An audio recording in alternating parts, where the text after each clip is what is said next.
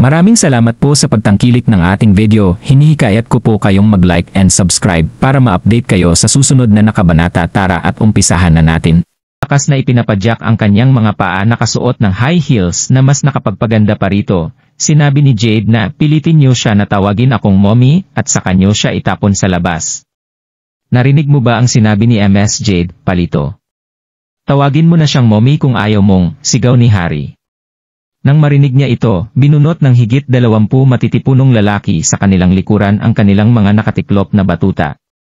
Kung hindi, huwag mo akong sisihin na hindi kita binigyan ng kahit isang pagkakataon para isalba ang sarili mo.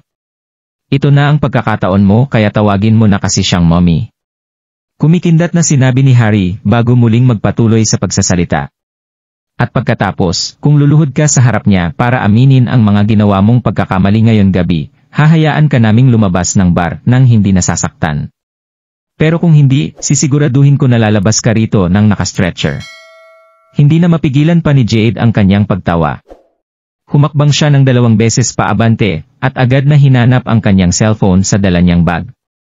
Dahil kung titiklop na ng tuluyan si Daryl at tawagin siyang mommy, sisiguraduhin niyang nakarecord ito para isend kay Lily.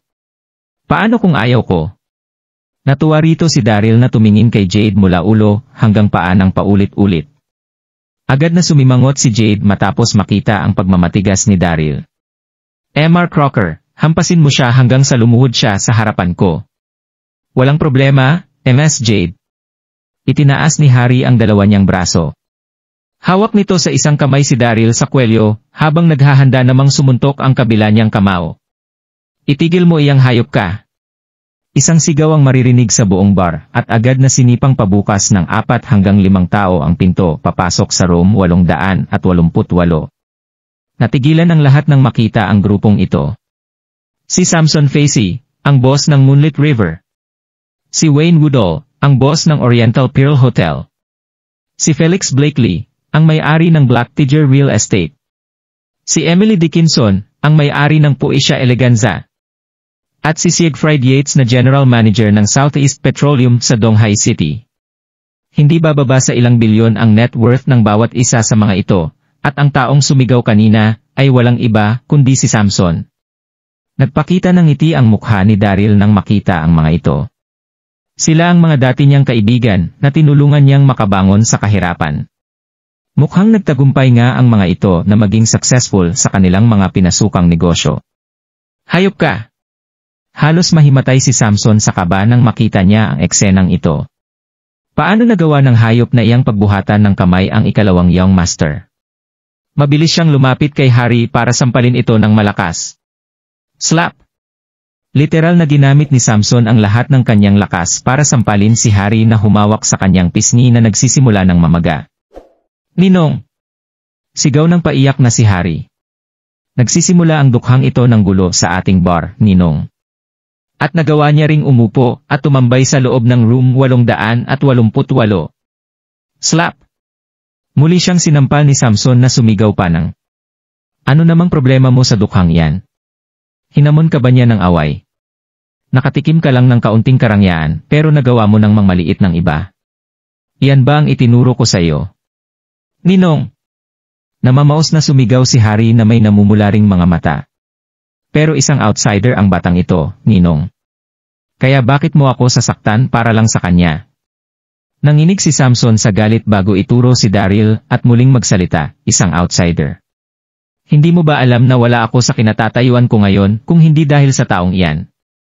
Siya ang ikalawang master ng mga Darby. Kulang pa buong kikitain mo sa loob ng 10 taon para mapantayan ang natatanggap niyang pocket money araw-araw. Ano? Agad na natahimik ang buong room 888. Natulala si Harry sa kanyang mga narinig. Madalas siyang nakakarinig ng mga kwento tungkol sa pagtatrabaho ng kanyang ninong noon sa pamilya ng Darby bago itayo ang Moonlit River. At sinuwerte rin ang kanyang ninong dahil nakita ng ikalawang Young Master ng mga Darby ang kanyang potensyal. At hinding-hindi papasok kailanman sa kanyang isip na ang dukhang lalaki na kanyang hawak-hawak ngayon ay ang ikalawang Young Master ng mga Darby. Natigilan din si Jade sa kanyang mga narinig. Sa mga sandaling ito, hindi na niya naramdaman ang dalawa niyang mga binti na napaatras ng 2 beses. Nakita niya ng buo ang respeto ng mga tanyag na negosyanteng ito habang nakatayo sa harapan ni Daryl. Paano ito naging posible?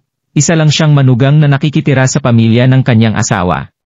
Ginagawa ng talunang iyan ang lahat ng mga gawaing bahay sa bawat pagkakataong magpunta siya sa bahay ni Lily. Maging ang kanyang mga lalabhan na hindi niya magawang malabhan ay ipinapadala niya sa bahay ni Lily para lang labhan ng talunang iyan. Pero,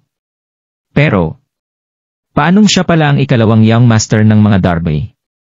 Nagkamali po ako, Mr. Daryl, nagkamali po ako.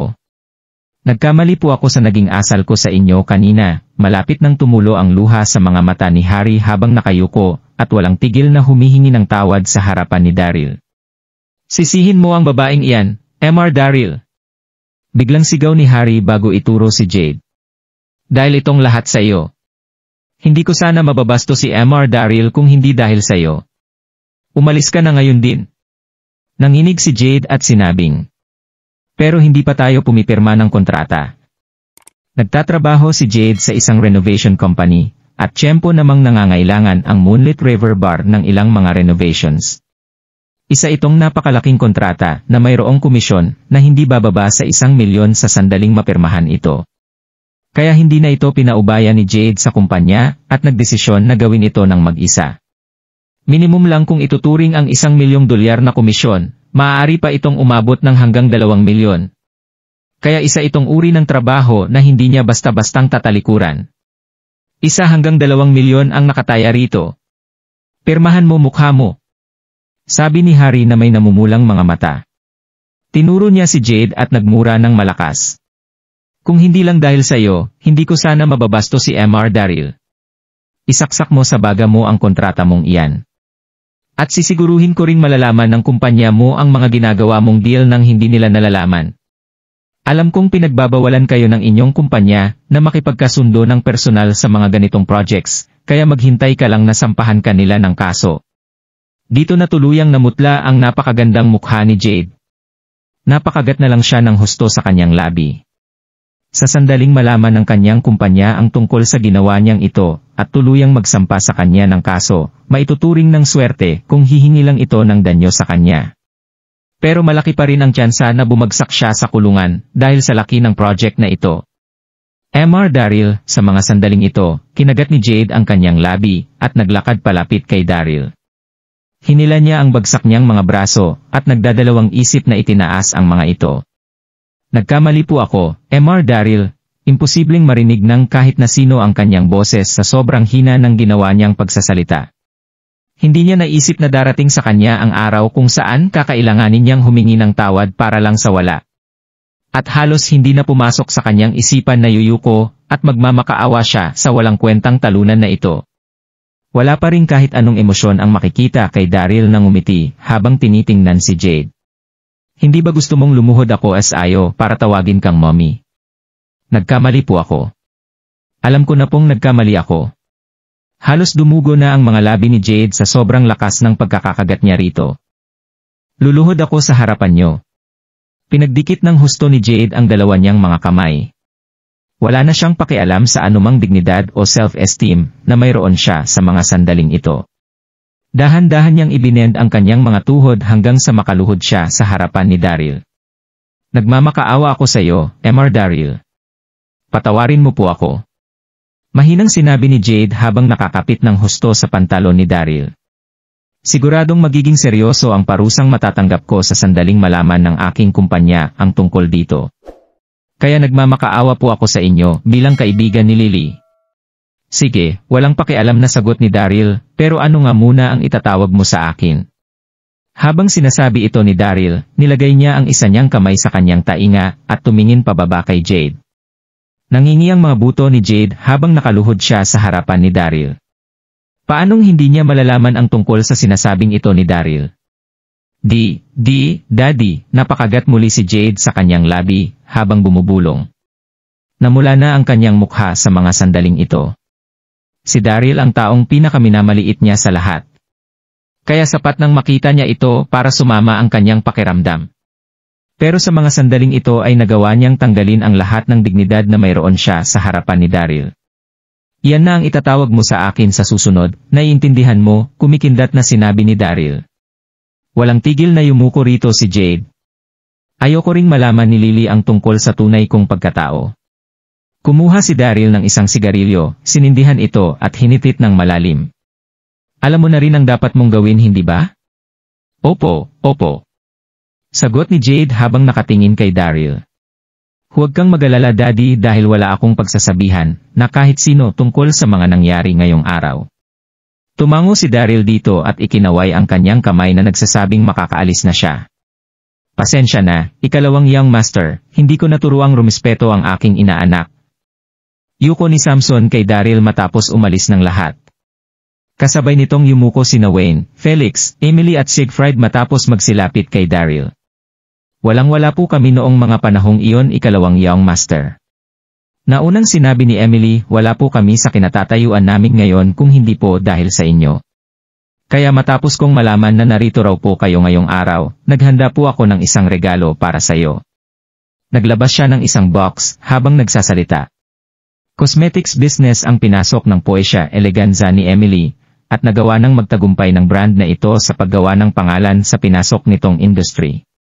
3 taon na ang nakalilipas, isa pa lang siyang promoter noon na nag-aabot ng mga flyers sa kalye. Isang araw, hindi niya sinasadyang magasgasan ang sasakyan ni Daryl, pero imbes na umalis, naghintay siya ng buong gabi hanggang sa bumalik si Daryl. Nang makita siya ni Daryl, naramdaman niya na kung gaano kaganda ang loob ni Emily, kaya binigyan niya ito ng 300,000 para magsimula ng isang negosyo. Parang kisap mata lang na lumipas ang oras at 5 taon na ang nakalipas mula noong insidenteng yon. Binuksan ni Emily ang box na naglalaman ng isang scroll. Napahinga ng malalim si Daryl habang binubuksan ito ni Emily. Isa itong lumang kaligrapiya na mayroong nakaukit na inyon na nagsasabing, Wang Zizi. Iyan ba? Iyan ba, ang ping-anti ng Wang Zizi? Isa. Napabalitang inaaksyon ng isang mayaman at misteryosong Chinese ang scroll na ito. Alam po naming na mahilig kayo sa mga antikes, painting at calligraphy, ikalawang young master, kaya nagambagan kami para bilhin ang scroll na ito mula sa isang kolektor, natatawang sinabi ni Felix. Siguradong makukuha ng kanyang mapuputi niyang ngipin ang atensyon ng iba dahil sa kayumanggi niyang balat. 3 araw na lang po at birthday niyo na po, ikalawang young master, hindi po ba? Ito na po ang regalo namin sa inyo. Birthday. Napafespalm na lang dito si Daryl. Nakalimutan na niya ng tuluyan ang tungkol sa kanyang birthday. Ka-birthday niya si Grand Malindon, nagaganapin din sa 3 araw. Walang sino man ang nakaalala sa kanyang birthday nitong mga nakaraang taon. At tuloy-tuloy na ipinagdiwang ng lahat ang birthday ni Grand Malindon, habang parang nakiki-birthday na rin si Daryl sa pamamagitan ng pagdalo sa mga pagdiriwang na to. Kaya agad siyang nasurpresa nang malamang may mga tao pa ring nakakaalala ng kanyang birthday. Sa loob ng isa sa mga cafe na matatagpuan sa Donghai City, makikitang umupo sa harapan ni Lily si Ashton. Hindi pa niya binabalita ang tungkol sa kanyang pagkalugi kay Lily. Nakapagdesisyon na ako, Lilybud. Magpo-propose na ako sa iyo at ipapaalam ko na rin sa lahat ang tungkol sa inaayos kong marriage proposal sa darating na birthday ni Grand Malindon. Buong pusong tingin ni Ashton kay Lily.